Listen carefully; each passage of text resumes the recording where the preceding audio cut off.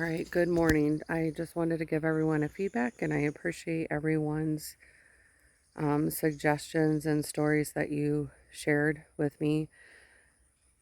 The weird thing about getting animals is you, well, if you're like me, I guess I can only speak for myself. You think about all of the positives. You think about how cute they are, how beneficial they're going to be to the soil in our instance.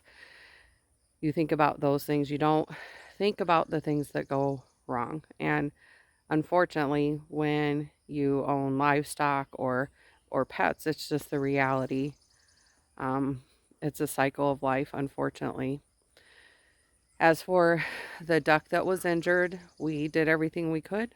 She did not make it, so we're down 5 birds. But we were able to get the birds moved last night. So I will show you their new setup. This is their new setup. Um, they have pools over here.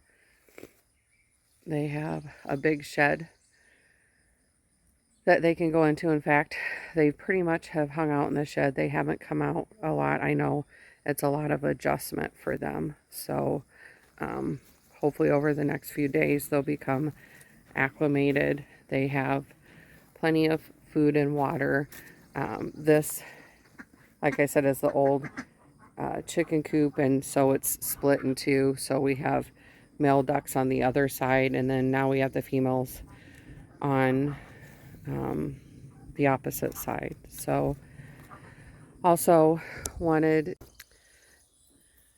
and I just wanted to let everyone know, because we really didn't do any videos to show some of the builds that we did, but just so everyone knows, we do actually use hardware mesh all around the coops.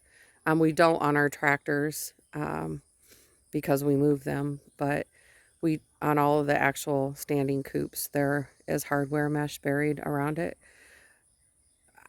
I never considered the fact that something could or would take a board off, especially because we had 3-inch screws securing the boards to one another. I just would have never thought that something was strong enough or able to do something like that. And even now, I'm really not sure how you would change that. Like, I don't even know how you would account or think to combat something like that, even now. Right now, we do have some cages out there, and hopefully we catch whatever is doing this, and then that's a whole nother situation to deal with, whether we want to or not, I guess.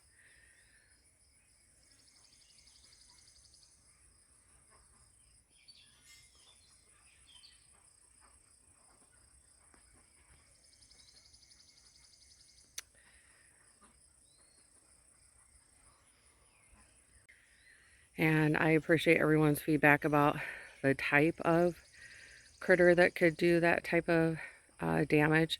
When you know and understand hunting behavior, then hopefully it's easier to account for that factor.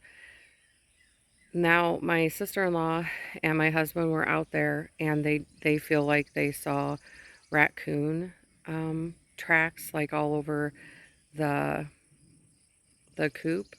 What's so bizarre to me about that is that I've literally had coons come out during the day and have gone down there, and they were sitting with my ducks, but they were eating duck eggs.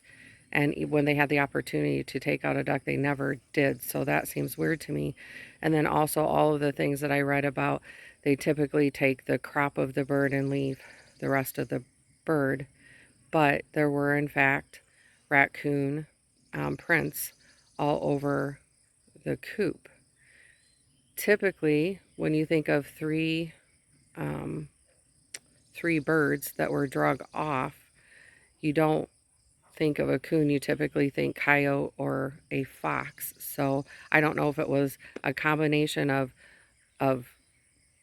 two different types of predators that were out there, or what was going on, but it will be interesting to find out if we're able to trap whatever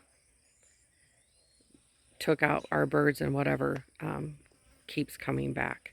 I also, my Uncle Tim had shared an idea of putting out flowers so that you can get some really good prints of tracks. So I think we're going to go ahead and try that tonight and see if that can help us narrow down to what we're dealing with.